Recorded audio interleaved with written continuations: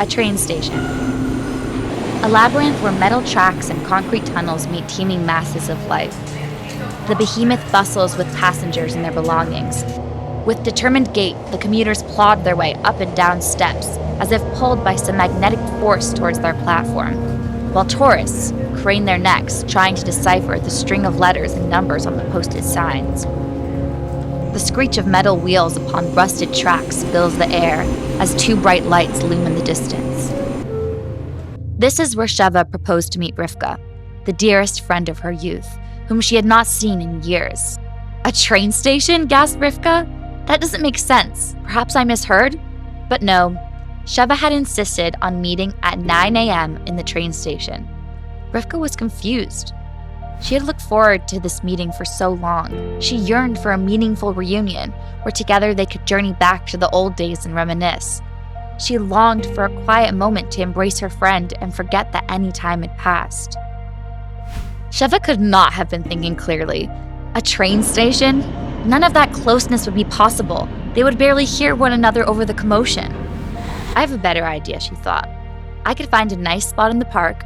I'll set up a whole spread of her favorite foods. There, we'll be able to talk without constraints. We could be ourselves. We can catch up on all we've missed as we watch the ripples on the lake."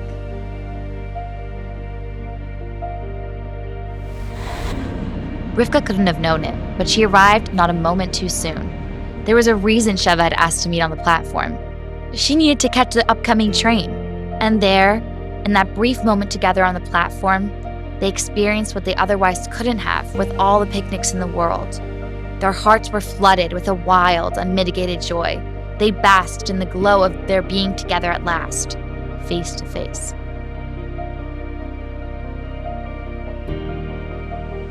Our world can sometimes feel like a busy train station, a cacophony of noises, movements, smells, and sights. Against this whoosh of physicality, we rush through the motions of fulfilling our tasks.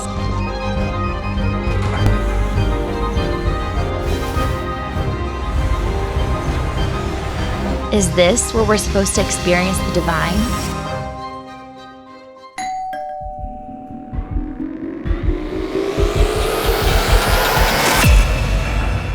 Would it not be better if we lived on a different plane?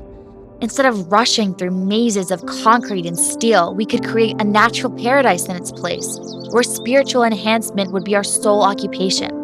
If, instead of fleeting moments with Hashem in a train station, we could unite with him in a celestial space unencumbered by constraint of materiality. And yet, Hashem is the one who set up the station. He set the rails in place. He placed the concrete blocks that make up the platforms. He designed a system of sounds, colors, and movements so distracting that we often forget that he is the designer. And this is where Hashem wants to meet. You see material objects in front of you? I created you that way. Now I want you to notice that I am its creator. You live in a physical body. That's how I designed it. Only because you are contained in physicality can you show up to meet me. He let us know the intention behind what he hardwired us to perceive, that he designed a world to hide him so that we have the opportunity to find him. And we do that by showing up in the ways that he asks. Meet me in the meals you eat, he tells us, by pausing to make a bracha.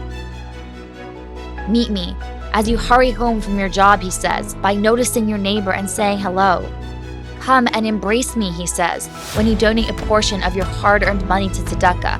And when you go about your day-to-day life, there too, he says, you can perceive me by infusing your mundane activities with meaning. With the code book he entrusted us, he patiently details the codes to our intimacy.